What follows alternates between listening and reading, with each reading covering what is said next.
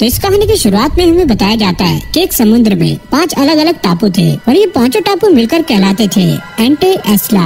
और जो भी लोग यहाँ पर रहते थे वो डीमन के रूलर्स यानी कि सेटन को जरूर से जानते थे। और सेटन का बस एक ही मकसद था, सारे इंसानों को खत्म करके डीमंस के लिए एक नई दुनिया बनाना। और उसके 4 वफादार जनरल्स थे जिसपे वो काफी ज्यादा विश्वास करता था, जिसमें से एक का नाम था एड्रेमेलिक, लूसीफर, आल्सियल और मालाकोडा। और सेटन के ऑर्डर पे उन चारों जनरल्स ने 4 अलग अलग टापूस पे हमला कर दिया और यहाँ पर इंसान काफी बुरी तरीके से हार रहे थे। तभी हमें एक ऐसे हीरो को दिखाया जाता है जिसने एक ही झटके में लूसीफर की आर्मी को पूरी तरीके से खत्म कर दिया और साथ ही साथ एड्रेमेलिक और मेलाकोडा इनकी भी आर्मी को खत्म कर दिया गया। और इसके बाद हीरो ने अपनी आर्मी के साथ मिलकर सेंट्रल कॉन्टिनेंट पे हमला कर दिया और वो सभी डीमन लॉर्ड के पास पहुँच चुके होते हैं। जिसके बाद डीमन लॉर्ड और हीरो में काफी खतरनाक फाइट चलती है, जहाँ पर हीरो के साथी मैजिक से डीमन लॉर्ड को रोक देते हैं। वहीं हीरो भी इस चीज का फायदा उठाकर डीमन लॉर्ड पे हमला करता है, लेकिन डीमन लॉर्ड यहाँ पे हार नहीं मानता, वो भी जवाबी हमला करता है जिससे हीरो के आर्मर का एक पार्ट टूट जाता है। तभी आल्सियल भी यहाँ पे आ जाता है और वो ये देखकर काफी ज्यादा गुस्सा हो जाता है और अपनी पावर से हीरो और उसके साथियों को दूर फेंक कर मारता है। और वो कहता है इंसानों की सेना हम पर भारी पड़ रही है और वो हमारे आदमियों को चुन चुन कर मार रही है। अगर ऐसे ही चलता रहा तो कुछ देर में ये महल भी तबाह हो जाएगा, इससे अच्छा यही होगा हमें पीछे हट जाना चाहिए। और यहाँ ये बात कह ही रहा होता है तभी हीरो डीमन लॉर्ड पे दोबारा से अटैक करता है और डीमन लॉर्ड उसे गुस्से से देख रहा होता है। और तभी अचानक वो महल की दीवार तोड़कर वहाँ से बाहर निकल जाता है और वो सभी से कहता है वो सिर्फ अभी के लिए एंटेस्ला को छोड़कर जा रहा है, लेकिन वो दोबारा जरूर से आएगा इंसानों को खत्म करने के लिए। और ये कहने के बाद वो वहाँ पर एक पोर्टल खोल लेता है और आल्सियल के साथ वहाँ से निकल जाता है। और यहाँ इंसानों की सेना इस चीज को देखकर काफी ज्यादा खुश हो जाती है। उसके बाद हमें इन दोनों को एक जगह पर दिखाया जाता है जहाँ पे आल्सियल सेटन से पूछता है क्या तुम ठीक हो। सेटन कहता है हमें हील होने के लिए एक जगह की जरूरत है। जिसके बाद वो वहाँ से निकलकर बाहर आते हैं और ये देखकर वो काफी ज्यादा शॉक हो जाता है। आल्सियल सेटन से पूछता है आखिरकार ये कौन सी दुनिया है, और वो सेटन को देखकर काफी ज्यादा शॉक हो जाता है। जब सेटन अपने आप को देखता है वो भी ये देखकर काफी ज्यादा शॉक हो जाता है क्योंकि खुद भी वो एक लड़के में ट्रांसफॉर्म हो गया था। फिर अगले सीन में हम देखते हैं इनके पास कुछ पुलिस वाले आते हैं और वो इन्हें अपने पास बुला रहे होते हैं। शायद वो इनकी ऐसी शक्ल और कपड़े देखकर इनका चालान काटने वाले हैं, लेकिन आल्सियल यहाँ पे गुस्सा हो जाता है और वो डीमन लैंग्वेज में उन्हें कहने लगता है हमसे तमीज से बात करो इंसान कहीं के। और वैसे ये डीमन लैंग्वेज में बात कर रहे थे तो पुलिस वालों को भी कुछ समझ नहीं आ रहा था और पुलिस वाले कहते हैं अबे क्या कह रहा है समझ नहीं आ रहा है क्योंकि नीचे सबटाइटल भी नहीं आ रहा है, प्लीज मुंह से सुपारी निकाल के बात कर। और आल्सियल भी ये देखकर काफी ज्यादा शॉक हो जाता है कि एक मैजिक यूजर होने के बावजूद भी वो इनकी लैंग्वेज नहीं समझ पा रहे हैं। और सेटन आल्सियल से कहता है कि वो मैजिक का इस्तेमाल बिल्कुल न करे जब तक वो इस दुनिया के बारे में जान न ले। और ये दोनों पिछली लड़ाई की वजह से काफी ज्यादा घायल होते हैं, इसलिए एक पुलिस वाला उनकी मदद करने के लिए उनके पास आता है। आल्सियल उस पर भी गुस्सा हो जाता है और उससे कहता है दूर हट इंसान कहीं के। और वो गुस्से में आकर उन पर एक खतरनाक मैजिक इस्तेमाल करने वाला होता है जिससे यहाँ पर काफी खतरनाक तबाही हो सकती है। लेकिन भाई ये तो एक फुसी बम की तरह है, इससे कुछ भी नहीं होता। जिसके बाद पुलिस वाले उन्हें पुलिस स्टेशन ले जाते हैं। बेटा तुम्हारे जब पुलिस के डंडे पड़ेंगे ना तो तुम्हारे मुँह से हिंदी भी निकलेगी। जिसके बाद पुलिस वाले इन्हें पुलिस स्टेशन में ले आते हैं और वहाँ पर इन्हें कुछ खाने के लिए ऑफर भी करते हैं और इन दोनों को अलग अलग रूम में बिठाया होता है। सेटन यहाँ पे अपनी आइस का यूज करता है खाने को चेक करने के लिए कहीं ये खाना उनके लिए खतरनाक तो नहीं है। और फिर वो उस पुलिस वाले को हिप्नोटाइज कर देता है और उससे अपने सारे सवाल का जवाब पूछने लगता है। जिसके बाद सेटन आल्सियल से मिलने उसके रूम में जाता है और वो भाई यहाँ पर मस्त खाना ठूस रहा होता है। और वहाँ जो पुलिस वाला होता है वो सेटन से कहता है आखिरकार तुम यहाँ पर क्या कर रहे हो। जिसके बाद सेटन उसे भी हिप्नोटाइज कर देता है और फिर सेटन आल्सियल को बताता है उसने इन पुलिस वालों को हिप्नोटाइज करके यहाँ की सारी इन्फॉर्मेशन निकाल ली है और वो लोग अभी अर्थ नाम के एक प्लेनेट पर है और जापान नाम की एक कंट्री में। और जिस जगह पर वो अभी है उसे पुलिस स्टेशन कहा जाता है। और वो बताता है डीमन, मॉन्स्टर और मैजिक इस दुनिया में सिर्फ फैंटेसी है। आल्सियल ये सुनकर काफी ज्यादा शॉक हो जाता है और वो कहता है क्या इस दुनिया में मैजिक नहीं है। फिर अगले सीन में हमें दिखाया जाता है ये लोग बाहर आ जाते हैं। आल्सियल यहाँ पे बताता है इस दुनिया में मैजिक है लेकिन वो बहुत ज्यादा कम है और इसी वजह से ये लोग अपनी डीमन फॉर्म में नहीं आ पा रहे हैं। और सेटन यहाँ पे कहता है कि वो इस दुनिया में थोड़े बहुत मैजिक का इस्तेमाल कर पा रहा है लेकिन इसमें उसकी काफी ज्यादा ताकत लगती है। और वो आल्सियल से भी पूछता है क्या वो अपने मैजिक का इस्तेमाल कर पा रहा है। जिसके बाद आल्सियल यहाँ पे अपना एक पोज मारते हुए हाथ ऊपर करके मैजिक को परफॉर्म करने की कोशिश करता है, लेकिन भाई यहाँ पे मैजिक नहीं होता। यहाँ पर एक कार आकर रुक जाती है जो कि एक टैक्सी होती है। और फिर हम देखते हैं कि ये दोनों एक जगह पर आ जाते हैं जहाँ पर सेटन ये बता रहा होता है कि वो अपनी मैजिक एनर्जी को सेव करके मैजिक का इस्तेमाल कर सकता है, लेकिन इसके पास और मैजिक को इकट्ठा करने का कोई रास्ता नहीं है। और वैसे भी ये एक फैंटेसी वर्ल्ड है और यहाँ पर अगर थोड़ा बहुत मैजिक भी है तो कोई ऐसा रास्ता भी होगा जिससे हम और भी मैजिक को इकट्ठा कर सकें। लेकिन अभी के लिए उन दोनों को यहीं पर रहना होगा। जिसके बाद हम देखते हैं कि अगली सुबह हो जाती है और वो दोनों यहाँ पर आम जिंदगी जीने के लिए निकल जाते हैं। जिसके बाद हम देखते हैं कि ये एक जगह पर आए होते हैं अपना रेजिडेंशियल सर्टिफिकेट बनवाने के लिए और यहाँ पर भी ये अपनी हिप्नोटाइज मैजिक का इस्तेमाल करते हैं। जिसके बाद ये लोग जाते हैं बैंक में अपना अकाउंट ओपन कराने के लिए और यहाँ पर भी ये ऐसा ही करते हैं। जिसके बाद ये अपने रहने के लिए एक रूम भी रेंट कर लेते हैं जो कि 6 रूम का एक छोटा सा अपार्टमेंट होता है। इन लोगों को ऐसा लगता है कि ये पूरा घर ही इनका है, लेकिन भाई इनके पास तो एक छोटा सा रूम होता है। जिसके बाद हमें रात का सीन दिखाया जाता है जहाँ पर ये दोनों बैठकर कुछ डिस्कस कर रहे होते हैं, लेकिन तभी अचानक सेटन यहाँ पर बेहोश हो जाता है। और फिर अगला सीन हमें हॉस्पिटल का दिखाया जाता है जहाँ पर हमें पता लगता है ज्यादा टाइम तक खाना ना खाने की वजह से सेटन यहाँ पर कमजोर हो चुका है। जिसके बाद ये दोनों घर पर आ जाते हैं और अपनी जॉब के लिए अपना रिज्यूमे भरने लगते हैं, जहाँ पर ये लोग अपना अपना नाम अलग लिखते हैं। सेटन अपना नाम रखता है माओ सडाओ और आलसीएल का नाम होता है शिरो आशिया।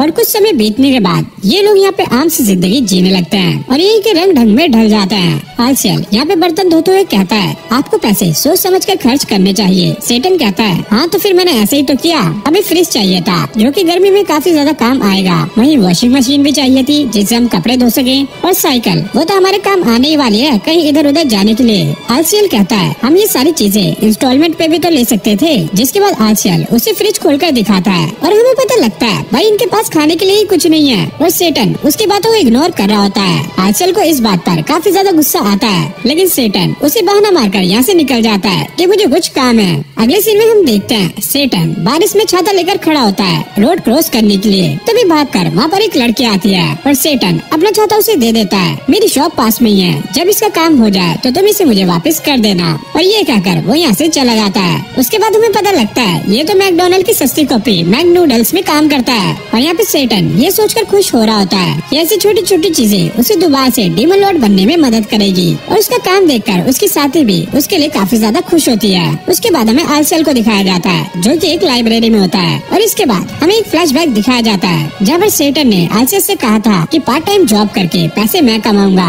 और हमारी मैजिक पावर्स को वापस कैसे लाना है इसका पता तुम्हें लगाना होगा। और यहाँ पे सीन शिफ्ट होता है सेटन की तरफ जिसका नाम सडाओ माओ है और अब से हम इसे सडाओ कहने वाले हैं। और ये यहाँ पर अपने पार्टनर के साथ होता है जो कि यहाँ पे रेस्ट कर रहे होते हैं और इसकी पार्टनर यहाँ पे काफी ज्यादा उदास होती है और इसका नाम चीचाओ होता है। सडाओ इससे कहता है गलतियाँ तो सबसे होती हैं, अब इतना उदास होके भी क्या फायदा। और चिचाओ यहाँ पे रोते हुए कहती है मैं बार बार फ्राइज फ्लोर पे गिरा देती हूँ और सब लोग अपना काम खत्म करके घर चले जाते हैं और लास्ट में मुझे ही वो सारा कुछ साफ करना पड़ता है। मुझे तो ऐसा लगता है एक टाइम ऐसा भी आएगा कि जमीन से ही फ्राइज उगने लगेंगे। जिसके बाद हम देखते हैं कि ये दोबारा से अपने काम पर लग जाते हैं और इनके रेस्टोरेंट में काफी ज्यादा क्राउड होता है और सडाओ यहाँ पे फ्राइज को फ्राई कर रहा होता है, लेकिन वो देखता है कि फ्राइज अभी भी ठीक से फ्राई नहीं हुए हैं और उसे पता लगता है कि उसका फ्रायर भी यहाँ पे खराब हो गया है। और अब वो सोच रहा होता है क्या उसे अपने मैजिक का इस्तेमाल करना चाहिए। तभी उसे आलसीएल की बात याद आती है, मैजिक को इमरजेंसी के टाइम के लिए बचा के रखना है। जिसके बाद हम इन दोनों को दोबारा से उसी रूम में देखते हैं और इस बार सडाओ यहाँ पर रो रहा होता है। चीचैन उसे कहती है कोई बात नहीं वो फ्रायर रिपेयर हो जाएगा फिर दोबारा से सब नॉर्मल हो जाएगा। तभी उसकी मैनेजर वहाँ पर आती है और वो सडाओ को अपने ऑफिस में बुला लेती है और यहाँ पे हम सडाओ को देखते हैं जिसकी ये सोचकर फट रही होती है कहीं उसे इस काम से निकाल तो नहीं देंगे। तभी उसकी मैनेजर आती है और वो उससे कहती है घबराओ मत, मैंने तुम्हें इसलिए बुलाया है क्योंकि हम तुम्हें प्रमोट कर रहे हैं सीधा एक क्लास स्टाफ में। और सडाओ ये सुनकर काफी ज्यादा खुश होता है और वो मस्ती से अपनी साइकिल से वापस घर जा रहा होता है। और फिर हम देखते हैं कि रोड क्रॉस करने के लिए वो लाइटों पे खड़ा होता है। तभी वहाँ पर वो लड़की आ जाती है जो कि उसे पहले मिली थी और वो कहती है तुम जिस जगह पे काम करते हो मैं वहाँ गई थी। और सडाओ उसे कहता है अच्छा तो तुमने मुझे बुलाया क्यों नहीं। और वो लड़की कहती है तुम अजीब से दिखते हो इसलिए मैंने तुम पर ध्यान नहीं दिया और मैंने तुम्हें नजरअंदाज किया, लेकिन मैंने एक चीज नोटिस की तुम वहाँ पर मैजिक करने का ट्राई कर रहे थे ना। और वो लड़की कहती है आखिरकार तुम यहाँ पर क्यों हो डीमन लॉर्ड सेटन। और सडाओ इसे यहाँ पर पहचान लेता है। एक मिनट हीरो अमिलिया फिर हमें एक फ्लैशबैक दिखाया जाता है जब सेटन एक पोर्टल बनाकर यहाँ से बचकर निकल रहा होता है। फिर हमें हीरो और उसके दोस्तों को दिखाया जाता है। वो लोग हीरो से पूछते हैं अब हमें क्या करना चाहिए, और फिर हम देखते हैं हीरो अपना हेलमेट निकाल देता है और फिर हमें पता लगता है ये एक लड़की है। लड़की कहती है वो चाहे कहीं भी भाग जाए मैं उसका पीछा करूंगी और उसे खत्म करके रहूंगी। और फिर हमें प्रेजेंट का सीन दिखाया जाता है। हीरो सेटन से पूछती है आखिरकार वो सेटन होकर मिंग नूडल्स पे काम क्यों कर रहा है, और सडाओ यहाँ पे कहता है वो सब छोड़ो हीरो अमीलिया तुम यहाँ पर क्या कर रही हो। और वो लड़की बताती है मैंने तुम्हारे बनाए हुए पोर्टल का पीछा किया और मैं यहाँ तक पहुँच गई और मुझे तुमसे कुछ नहीं लेना, बस मुझे तुम्हें खत्म करना है। जिसके बाद वो एक चाकू निकाल लेती है। सडाओ कहता है जरा एक मिनट, ये तो वही चाकू है ना जो चोर बाजार में 10-10 रुपए के मिलते हैं, कहीं तुमने अपनी होली स्वॉर्ड खो तो नहीं दी, या फिर ऐसा भी हो सकता है कहीं तुम अपने मैजिक पावर यहाँ पे यूज नहीं कर पा रही हो। और लड़की कहती है तो क्या हुआ, तुम भी तो अपने मैजिक को इस्तेमाल नहीं कर पा रहे हो और तुम तो एक ऐसे डीमन लॉर्ड हो जो कि एक रेस्टोरेंट में काम करते हो, और वैसे भी मुझे तुम्हें मारने के लिए कोई होली स्वॉर्ड की जरूरत नहीं है। और वो सेडन पे अटैक कर देती है। और तभी अचानक यहाँ पे सीन शिफ्ट हो जाता है और हमें आलसेल को दिखाया जाता है जो कि अपने घर में खाना बना रहा था, और वो अपनी वॉच की तरफ देखकर कहता है सडाओ आज काफी ज्यादा लेट हो गया है। जिसके बाद हमें पुलिस स्टेशन का सीन दिखाया जाता है और फिर पुलिस वाला इनसे पूछने लगता है आखिरकार तुम दोनों सड़क के बीच में क्यों झगड़ रहे थे। अमीलिया कहती है इसकी वजह से मैं इसे खत्म करना चाहती हूँ। पुलिस वाला कहता है हाँ देखो मैडम मुझे नहीं पता कि तुम्हारे बॉयफ्रेंड ने क्या किया है, लेकिन ऐसे तुम चाकू का इस्तेमाल नहीं कर सकती। और अमीलिया इस पे गुस्सा हो जाती है और वो चिल्लाते हुए पुलिस वाले को कहती है हमारे बीच में ऐसा कुछ नहीं है। पुलिस वाला कहता है चलो मैडम जो भी है, लेकिन ब्रेकअप के लिए आपका ऐसे झगड़ना नहीं चाहिए, इसके बारे में आपको आराम से बैठ के सोचना चाहिए। जिसके बाद हम देखते हैं ये लोग पुलिस स्टेशन से वापस आ जाते हैं। अमीलिया सडाओ से कहती है आज तुम बच गए लेकिन अगली बार तुम नहीं बचने वाले। और सडाओ कहता है क्या। अमीलिया बताती है मैंने तुम्हारा एड्रेस सही से नोट कर लिया है, तो जाके आराम से सो जाना क्योंकि कल की सुबह तुम नहीं उठने वाले। और सडाओ कहता है अरे छोटी बच्ची हो क्या, हीरो कर ऐसी धमकियाँ ये तुम पर शोभा नहीं देती, और लाओ मेरा छाता दो। अमीलिया कहती है तुम्हें क्या लगता है कि मैं तुम्हारा छाता अपने पास रखूंगी, उसको मैंने डस्टबिन में फेंक दिया है, और आगे से ध्यान रखना क्योंकि मैं तुम्हारी बैंड बजाने दोबारा आऊंगी। और यह कहकर वो यहाँ से चली जाती है। फिर हमें अगले दिन का सीन दिखाया जाता है और हमें पता लगता है हीरो अमीलिया एक कॉल सेंटर में काम करती है और उसके दोस्त उससे पूछती है हे अमीलिया क्या तुम मेरे साथ नए रेस्टोरेंट में चलना चाहोगी जो कि अभी कुछ टाइम पहले ही खुला है। अमीलिया कहती है वैसे वो न्यू खुला है तो शायद वहाँ पे भीड़ होगी। उसकी दोस्त कहती है क्यों ना फिर हम मैकडोनल्ड्स में चले। अमीलिया कहती है उस जगह को छोड़ के कहीं भी। जिसके बाद वो दोबारा अपना काम करने लग जाती है। फिर अगले सीन में हम देखते हैं अमीलिया अपने घर जा रही होती है और उसके रास्ते में जो भी डिस्काउंट वाला सामान मिलता है वो सभी को खरीद लेती है। जिसके बाद हमें रात में अमीलिया के घर का सीन दिखाया जाता है और वो मस्ती से खाना खाते हुए यहाँ पे टीवी देख रही होती है। तभी उसे रियलाइज होता है कि वो सडाओ से कुछ अलग नहीं कर रही है और वो गुस्से में आकर चिल्लाने लगती है।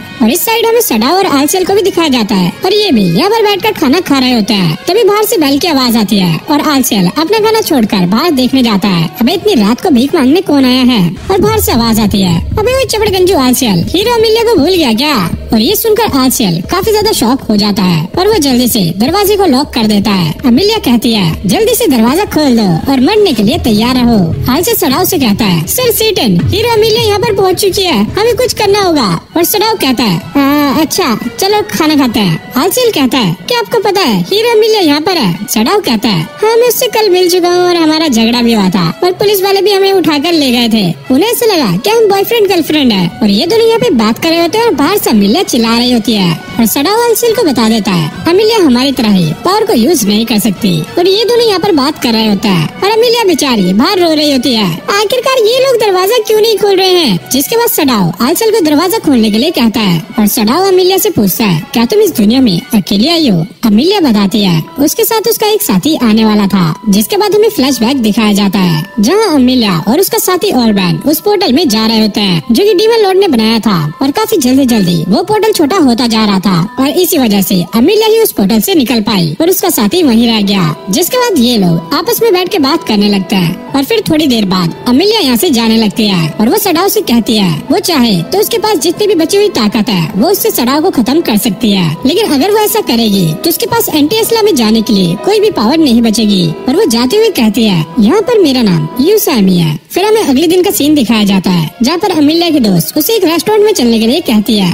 लेकिन अमीलिया उससे मना कर देती है कि शाम में उसे एक काम है। और फिर शाम में वो सडाओ के घर के पास जाती है और उसे यकीन नहीं हो रहा होता है कि एक डीमन लॉर्ड एक इंसान की तरह गरीब जिंदगी जी रहा है। और काफी टाइम रिसर्च करने के बाद उसे पता लगता है कि सडाओ यहाँ पर नॉर्मल इंसानों की तरह ही रह रहा है और वो उनके रंग में ही ढल चुका है। जिसके बाद हम देखते हैं अमीलिया मिड नूडल्स में जाती है सडाओ से मिलने के लिए और वो उससे कहती है, मैं तुमसे यहाँ पे लड़ने के लिए नहीं आई हूँ, मैं बस इतना चाहती हूँ तुम आके मुझसे मिलो जहाँ पर हम पहले मिले थे। और सडाओ उसकी बातों को सीरियस नहीं लेता और उससे कहता है, अरे मैडम जरा बाहर चली जाइए, अभी काम धंधे का टाइम है, डेट के लिए मेरे पास टाइम नहीं है। और फिर अगले सीन में हमें सडाओ और चीचैन को दिखाया जाता है जो कि एक रूम में बैठे हुए आपस में बात कर रहे होते हैं। सडाओ उसे आलसेल के बारे में बताता है। चीचैन को ऐसा लगता है कि वो एक लड़की है, लेकिन थोड़ी देर बाद उनके बीच में सारी चीजें क्लियर हो जाती है और इससे हमें भी एक चीज क्लियर हो जाती है कि चीचैन भी सडाओ को लाइक करती है। जिसके बाद अगले सीन में हम देखते हैं सडाओ अमीलिया से मिलने के लिए जाता है। अमीलिया उसे देखकर कहती है, पहले मुझे ऐसा लग रहा था कि अभी तक तुम सारा कुछ मजाक कर रहे हो, लेकिन अब मुझे पता चल गया है तुम आम इंसानों की तरह यहाँ पर नॉर्मल जिंदगी जी रहे हो और अगर ऐसे ही चलता रहा तो तुम्हें मानने का कोई पॉइंट नहीं बनता।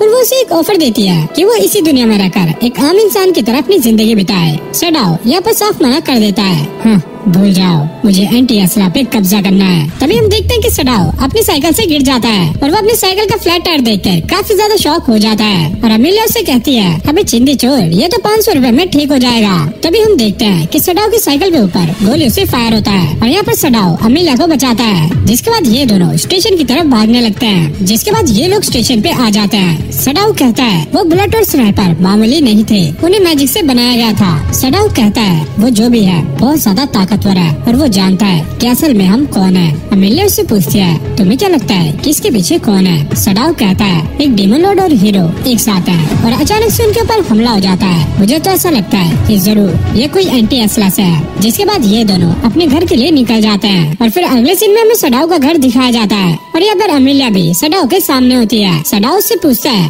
अबे भाई आखिरकार तुम्हें चाहिए क्या? अमीलिया यहाँ पर हिचकिचाते हुए कहती है, दरअसल मेरा वॉलेट कहीं गिर गया है, तो क्या तुम मुझे एक रात के लिए अपने घर रुका सकते हो? हालचाल अमीलिया को देखकर काफी ज्यादा शॉक हो जाता है। जिसके बाद सडाओ उसे सारी बातें बता देता है और ये भी कि कैसे उन पे मैजिक ब्लड से हमला हुआ। जिसके बाद सडाओ अमीलिया को एक ब्लैंकेट साथ में 1000 रुपए देता है ताकि वो कल सुबह बस पकड़ के यहाँ से निकल सके और कहता है ये पैसे टाइम से चुका देना, मुझे कोई बहाना नहीं चाहिए। जिसके बाद ये सभी सो जाते हैं और सडाओ लेटे लेटे आलसन से कहता है, तुम्हें याद है ना जब हम इस दुनिया में आए थे तो हम कितने ज्यादा गरीब थे, हमारे पास खाने के लिए भी कुछ नहीं था, लेकिन हमने सब कुछ संभाल लिया था क्योंकि हम दोनों साथ थे। लेकिन वो तो बस अकेली है। और आलसल उसे कहता है, अब काफी ज्यादा नर्म दिल हो गए हो। तभी हम देखते हैं कि सडाओ के फोन पर एक मैसेज आता है जिसमें ये लिखा होता है, ये तो बस ट्रेलर था और भी भूकंप आने वाले हैं। और तभी उसे चीचैन का भी मैसेज आता है जिसमें ये लिखा होता है, दोबारा से भूकंप आने वाला है, मुझे क्या करना चाहिए? और सडाओ यहाँ पर सोच में पड़ जाता है कि आखिरकार चल क्या रहा है। और फिर हमें अगली सुबह का सीन दिखाया जाता है जहाँ पर आलसल और सडाओ एक टेबल पे बैठे होते हैं और अमीलिया सुबह सुबह ही यहाँ से निकल गई होती है। और फिर हमें अमीलिया के घर का सीन दिखाया जाता है जहाँ पर अमीलिया घर पे बैठी हुई टीवी देख रही होती है और टीवी में कल वाले इंसिडेंट को लेकर न्यूज चल रही होती है और वहाँ पर सडाओ की साइकिल भी पड़ी होती है। लेकिन तभी अमीलिया नोटिस करती है कि उस लोकेशन पे आलसल और सडाओ भी खड़े हैं। फिर हमें चीचैन के घर का सीन दिखाया जाता है जहाँ पर उसके घर भी ये न्यूज चल रही होती है। और फिर हमें एक फ्लैशबैक दिखाया जाता है जब चीचैन ने सडाओ को मैसेज किया था और उसने लिखा था कि उसे सच में लगता है कि अर्थक्वेक आने वाला है और वो सडाओ को मिलने के लिए कहती है और सडाओ भी उससे मिलने के लिए तैयार हो जाता है। और चीचैन ये देखकर काफी ज्यादा खुश हो रही होती है। फिर अगले सीन में हमें अमीलिया को उसके ऑफिस में दिखाया जाता है जहाँ पर उसके पास एक कॉल आती है और ये बंदा उसे वॉइस चेंजर लगा के कॉल कर रहा होता है और अमीलिया उसे कहती है, मेरा नाम अमीलिया है, मैं आपकी क्या हेल्प कर सकती हूँ? अमीलिया, लगता है तुम एक नॉर्मल जापानीज बन गई हो, मैंने सही कहा ना हीरो अमीलिया? और अमीलिया ये सुनकर काफी ज्यादा शॉक हो जाती है। क्या मैं जान सकती हूँ कि कौन बात कर रहा है? वो बंदा कहता है, मैं वो हूँ जो कि हीरो को जानता है, साथ में सेटन को भी। मैं वो हूँ जो कि तुम दोनों को तबाह कर देगा। और अमीलिया यहाँ पर ये भी समझ जाती है कि कल रात जो अटैक हुआ था वो इसी बंदे ने उन पर कराया था और वो यहाँ पर काफी ज्यादा शॉक हो जाती है। और वो मन में सोचती है इसकी आवाज का ऑरा काफी ज्यादा डार्क है, ये पक्का कोई न कोई डेविल है। एमी उससे कहती है मुझे लगता नहीं है कि आर्चर के डीमन जनरल के अलावा और कोई डीमन बचा है, तो तुम कौन से डीमन हो?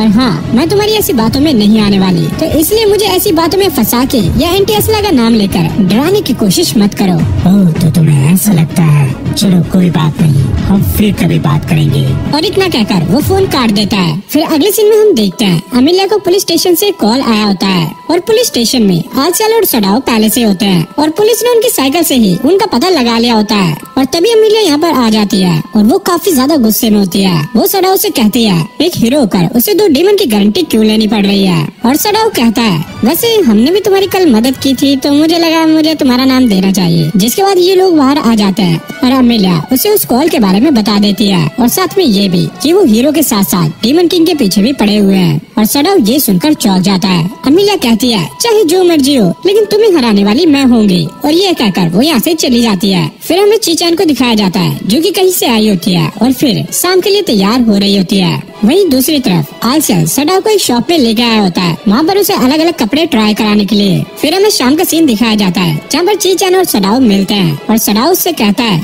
वैसे आज तुम्हारे बाल अच्छे लग रहे हैं। और चीचैन ये सुनकर खुश होने लगती है और सडाव उससे पूछता है वैसे हमें कहाँ चलना चाहिए? और चीचैन कहती है क्यों न हम कैफे चले। जिसके बाद हमें एमी को दिखाया जाता है जो कि अपने काम से वापस आ रही होती है। वहीं आलचल उन दोनों पर नजर रख रहा होता है और एमी उन दोनों को यहाँ पर देख लेती है। वो आलचल से पूछती है आखिरकार तुम यहाँ पर क्या कर रहे हो और तुम उस लड़की के साथ क्या करने वाले हो? आलचल कहता है अरे प्लीज मेरी माँ मुझे छोड़ तो दे, मैं सारा कुछ बताता हूँ। और फिर आलचल उसे सारा कुछ बता देता है और वो कहता है वो उन दोनों पर इसलिए नजर रख रहा था ताकि यहाँ पे कुछ प्रॉब्लम क्रिएट ना हो। जिसके बाद एमी उसे चलने के लिए कहती है। आलचल पूछता है अरे भाई जाना कहाँ पर है? एमी कहती है अरे बेवकूफ कैफे में। फिर हमें सडाव और चीचैन को दिखाया जाता है जहाँ पर चीचैन अपनी प्रॉब्लम बता रही होती है कि जब से उसने मिंग नूडल्स में काम करना स्टार्ट किया है उसे अलग अलग आवाजें सुनाई देती है और वो उनकी बातों को समझ पा रही होती है, भले ही वो बातें किसी और लैंग्वेज में होती है। सडाव सोचता है जरूर ये एक आइडिया लिंक है और इसमें इंसानों के दिमाग को एक दूसरे से ट्यून करना ताकि वो दूसरी दुनिया तक बातों को पहुंचा सके। और ये लोग यहाँ पर बात कर ही रहे होते हैं तभी सडाव को सामने एमी दिखती है और वो उसे देखकर काफी ज्यादा शॉक हो जाता है और वो मन में सोचता है अभी आलचल के साथ एमी यहाँ पर क्या कर रही है? फिर सडाव कहता है देखो प्रॉब्लम ये नहीं है कि तुम्हें वो आवाजें सुनाई देती हैं, प्रॉब्लम ये है कि अगला तूफान कब आने वाला है।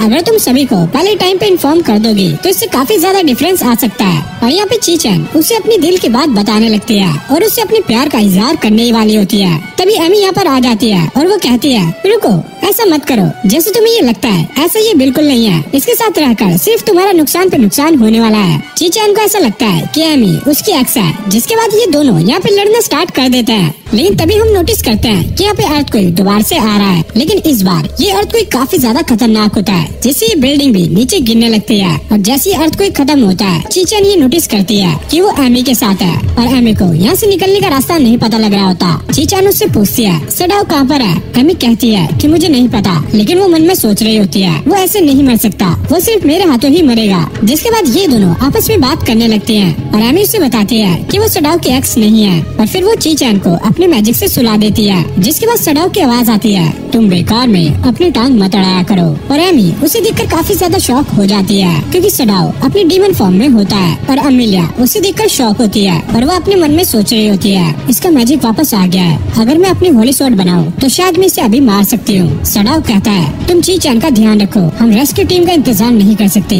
हमें यहाँ से निकलने के लिए कोई न कोई रास्ता देखना होगा। और यहाँ पर सडाव अपनी मैजिक एनर्जी का इस्तेमाल करता है और रास्ता बनाने की ट्राई करता है। अमीलिया यहाँ पर सोच रही होती है कि एक डीमन किंग इंसानों को बचाने की कोशिश क्यों कर रहा है। जिसके बाद सडाव अपने मैजिक का इस्तेमाल करके सभी इंसानों को यहाँ से बचा लेता है। और बाहर हम पुलिस वालों को देखते हैं जो कि यहाँ पे रिपोर्ट कर रहे होते हैं ये भूकंप काफी ज्यादा बड़ा था और इससे ये पूरी की पूरी बिल्डिंग गिर गई है, लेकिन अच्छी बात ये है किसी भी इंसान को नुकसान नहीं पहुँचा है और सारे सेफ हैं। और फिर हमें अमीलिया का पास्ट दिखाया जाता है जब वो एक बच्ची थी और अपने डैड के लिए लंच लेकर आई थी और उसके डैड खेत में काम कर रहे होते हैं और उसे देखकर वो काफी ज्यादा खुश हो जाते हैं। जिसके बाद ये दोनों बैठ के यहाँ पे लंच करने लगते हैं। तभी यहाँ पर एक आदमी आता है और वो पूछता है हे कैसे हो तुम दोनों? और अमीलिया, क्या ये लंच तुमने बनाया है? और थोड़ी देर बाद वो आदमी उसके डैड को बताता है, क्या तुमने सुना है कि डेविल्स ने नॉर्थ और ईस्ट लैंड दोनों ही तबाह कर दिए हैं और सभी लोग कह रहे हैं कि अगली बारी वेस्ट की होगी। अमीलिया के डैड कहते हैं, हमारी जमीन को रॉयल आर्मी प्रोटेक्ट करती है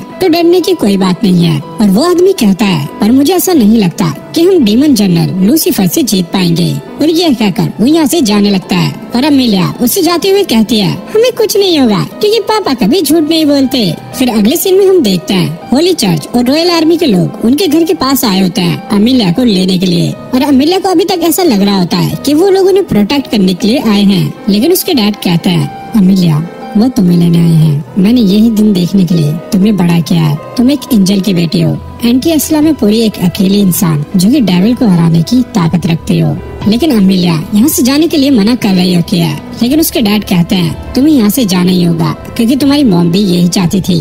जिसके बाद हम देखते हैं कि ये लोग अमीलिया को ले जाने लगते हैं और अमीलिया यहाँ पर बता रही होती है कि वो आखिरी दिन था जब उसने अपने डैड को देखा था। उसके जाने के कुछ ही दिनों बाद डीमन जनरल ने उसके गाँव को जलाकर राख कर दिया और चर्च के लोग उसे कहते हैं, हार मत मानो अमीलिया, तुम्हारी माँ सबसे ताकतवर एंजल में से एक थी और अब सुनो कि तुमने क्या करना है। सिगरेट और बैटर हाफ एक ऐसा होली वेपन है जिसे सिर्फ वही चला सकता है जिसमें इंसान और एंजल दोनों का खून हो। और वो कहता है कि पूरी एंटी एस्ला में सिर्फ तुम ही एक इंसान हो जो कि डेविल को हराने की ताकत रखती हो। अमीलिया कहती है, मुझे करना क्या होगा, मुझे तलवार चलाना सिखाइए। और फिर हमें प्रेजेंट का सीन दिखाया जाता है जहाँ पर सडाओ अमीलिया से पूछता है, क्या वो ठीक है? अमीलिया कहती है, तुम्हें मेरी चिंता करने की जरूरत नहीं है। और यहाँ पर हम देखते हैं कि सडाओ वापस से अपनी ह्यूमन फॉर्म में आ गया है। और फिर सडाओ चीचैन के पास जाता है और उसके सर पर हाथ रख के कहता है, मुझे खुशी हुई कि तुम ठीक हो। जिसके बाद एक पुलिस वाला उन्हें बोलता है, हे तुम तीनों, ये जगह खतरनाक है, वहाँ से हटो। और वो चीचैन से कहता है, जरा एक मिनट,